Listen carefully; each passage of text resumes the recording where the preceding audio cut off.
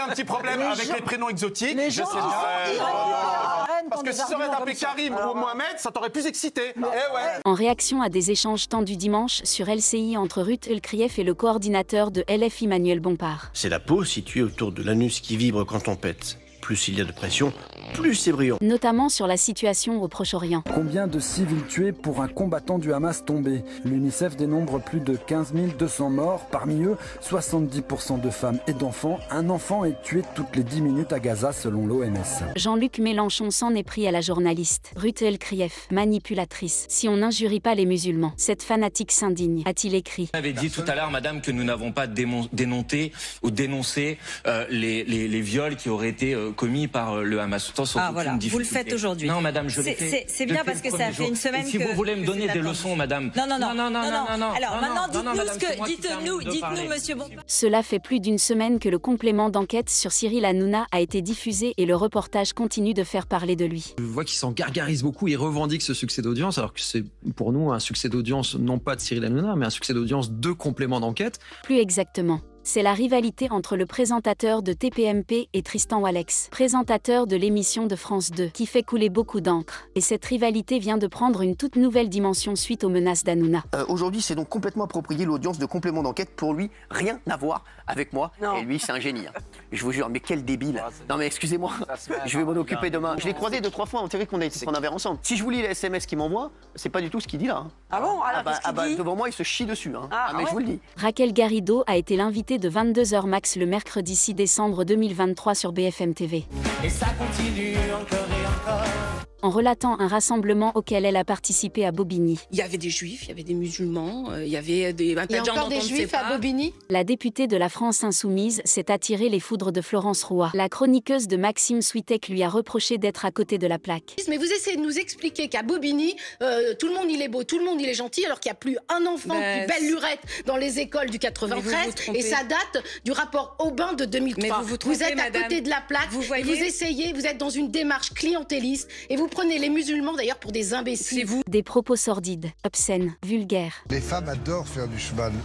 Elles ont le clito qui frotte sur le pommeau de la selle, et là ça... Ah merde, je vous c'est des grosses salopes.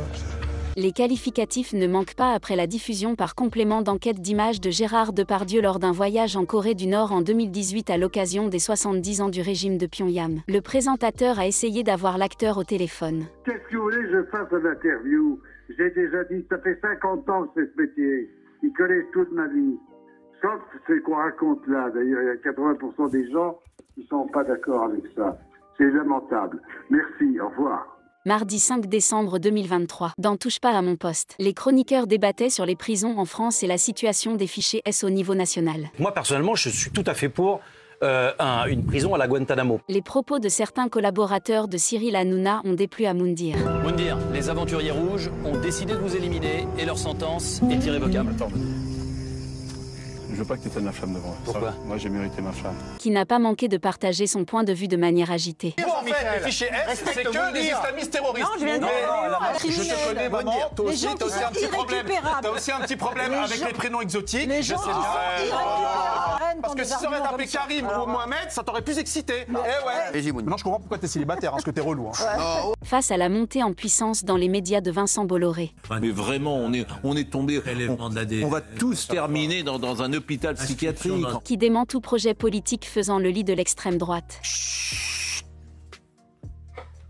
Le gouvernement est divisé sur la réponse à apporter. Notre intérêt n'est pas politique. Il n'est pas idéologique. C'est un intérêt purement économique. Répondait devant le Sénat le 19 janvier 2022 l'industriel français. C'est le seul grand patron auquel je consacre un portrait spécifique. Pourquoi? Parce que c'est le seul qui a un dessein idéologique. Les autres, ils peuvent être puissants, mais ils n'ont pas un dessein politique. C'est quoi son dessein? C'est vraiment de faire le jeu de l'extrême droite? Je ne sais pas si c'est faire le jeu de l'extrême droite. Est-ce qu'il fait le jeu de l'extrême droite aujourd'hui? Bien sûr qu'il fait le jeu de l'extrême droite. Le message de Jean-Luc Mélenchon sur Ruth Elkrief continue de lui attirer les foudres de la sphère politique. Tu es LFI, tu es la France indigne. Oh là, Invité, mercredi 6 décembre, de RTL, le président Les Républicains du Sénat.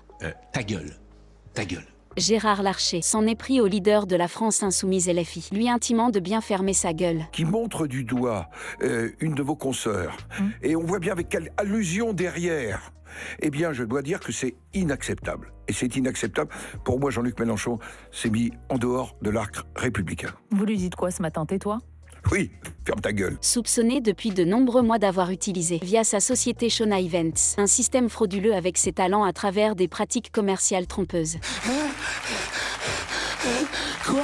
Magali Berda, devenue rapidement une cible de haine en ligne suite au mouvement lancé par Boba contre les influx voleurs, aurait vécu un cauchemar permanent. Déjà, nous, on n'est pas un site internet. Moi, je suis pas un site internet. Je suis comme une régie de pub 2.0. Mais il faut vérifier, parce que moi, carrément, même ma petite sœur, elle s'est fait arnaquer par une de vos influenceuses, Maëva Guénam. Mais je ne sais pas de quoi tu parles. Bah, et encore une fois, mais je ne sais pas de quoi tu parles. Le Parisien publie, ce mardi 5 décembre, des informations inédites de l'enquête sur le meurtre de Thomas. Précision, on parle ici d'un autre Thomas, un rugbyman qui aurait été à l'origine de la rixe.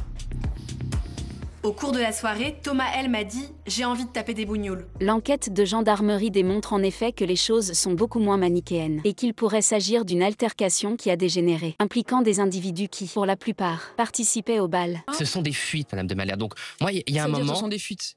C'est-à-dire c'est une partie du récit qui fuite et on va BFM TV. Mais je vous parle pas de vous, Madame de Malherbe. Moi, je n'étais pas présent, personne n'était présent, des éléments fuitent. Quand ça n'arrange pas les gens, ils sont remis en cause. Kim Glow, la star de télé-réalité, est maman d'une petite fille de 10 jours. T'as un cœur ou pas? Mais est-ce que toi t'as un cœur? Est-ce que toi t'as un cœur? Est-ce que toi... Ah, moi aussi j'ai gueulé! Tu veux qu'on crie? Tu veux qu'on crie? T'aurais fait pareil à ma place! T'aurais fait pareil à ma place! De quoi? Elle a fait scandale en créant un compte Instagram au bébé avec une adresse mail de contact pour des contrats publicitaires. Prenez de l'air, juste une seconde. C'est bon ?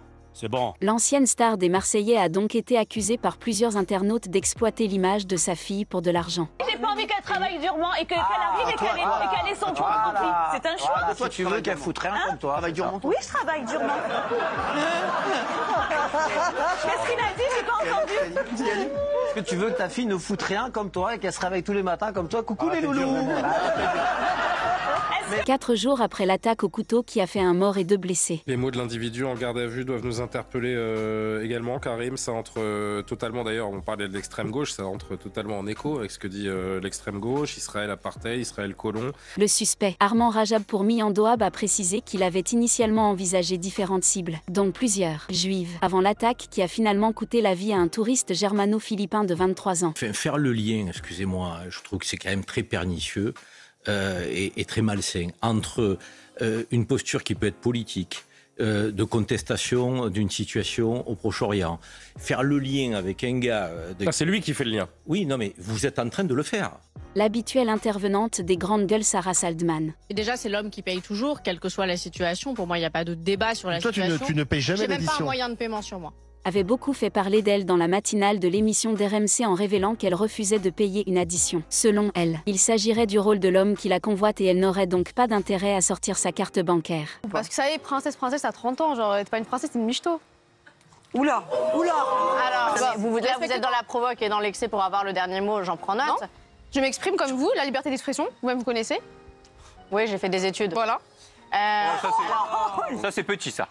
Le maire de Béziers a tenu à relater un fait qu'il avait vécu dans sa ville lors de la dernière Coupe du Monde de football. Je suis allé dans ma ville avec la communauté marocaine. Je vois un gosse. Il avait le drapeau marocain. Et je lui dis, la France joue. Tu vas venir avec un drapeau français. Et là, il me dit, pourquoi je viendrais avec un drapeau français? A-t-il expliqué. Je vais dire qu'il y a beaucoup de franco-marocains qui ont dit, je serai content, quelle que soit la victoire de l'équipe. Bon, mais j'ai terminé l'émission. Mais non, c'est pas le problème.